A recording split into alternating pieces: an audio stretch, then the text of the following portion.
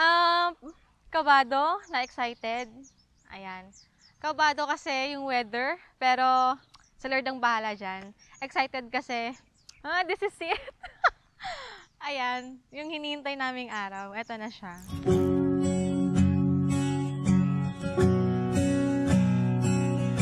Lord, gusto ko gwapo, matangos ang ilong, maputi, makapalang kilay, mabait, family-oriented, and above all, someone who is a pastor.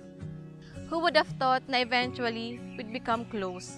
It all started with Kuya. Kuya Calvin. Yee!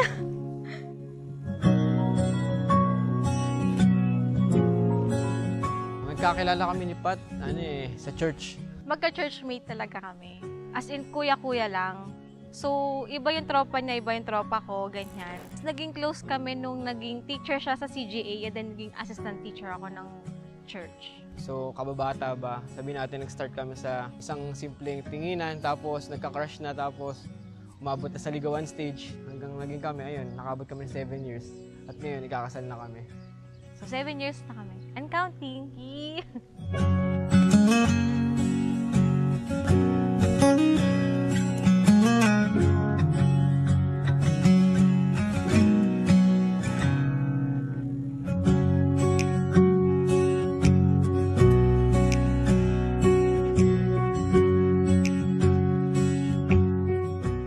Naman yung nagbigay ng perfect time eh. Actually, pinag-pray din namin yon. Kasi ito yung pinag-pray namin na year, date, ito yung binigay ni Lord sa amin na right time for us na makapag-prepare kami.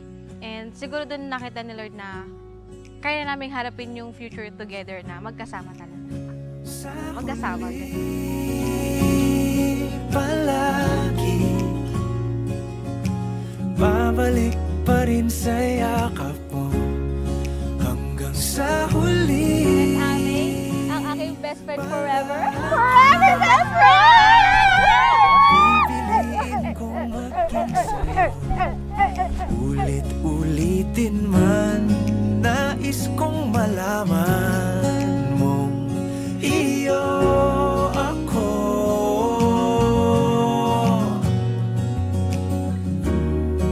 Sa pagdating ng ating pilak at ginto, diamante may abutin, ikaw pa rin siya. Kasi nakita ko yung sobra siyang mag-care, yung sacrifices niya nung nag-abroad siya. Hala! Naiyak. Sobrang excited, pero yung feeling na mixed emotions. Simula ng pagkagising ko ng umaga, sobrang saya kasi ito na yung day na yun na inaantay namin. Pero nandun pa rin yung nervyos hanggang ngayon.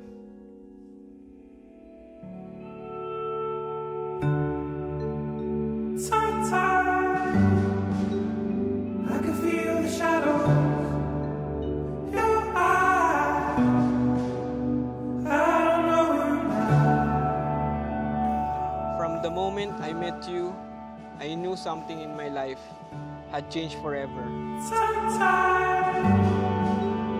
I could feel the shadow. Oh, I know you now. You are my best friend, my safe place, and the love I never knew I was waiting for. I promise to love you in the quiet moments and in the chaos.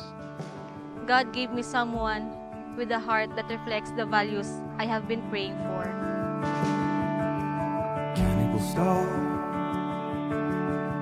By God's grace, after all the waiting, after all the praying, we're finally here. Love not just surviving the distance, and not just because we endured, but because God sustained us.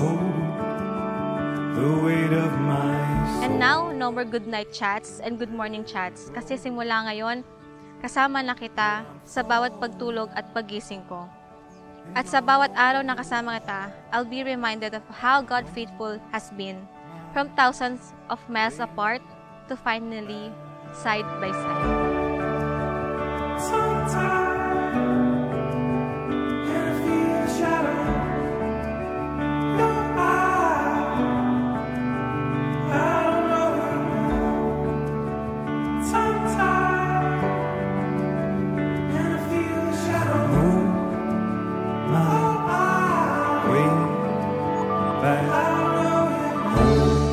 I give you my heart, my life, and my promise.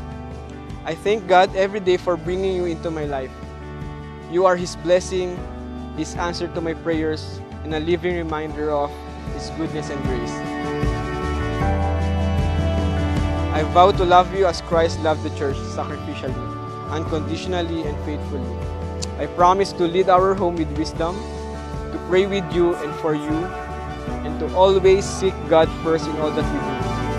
Habang nagpe-pray ako ng Mr. Right, He was slowly preparing you to become the right one.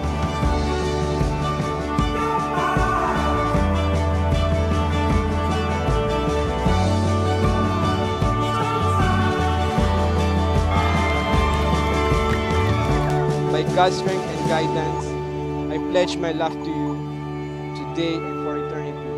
Habibti, I love you so much. And for the rest of my life, I will thank Him for choosing you for me.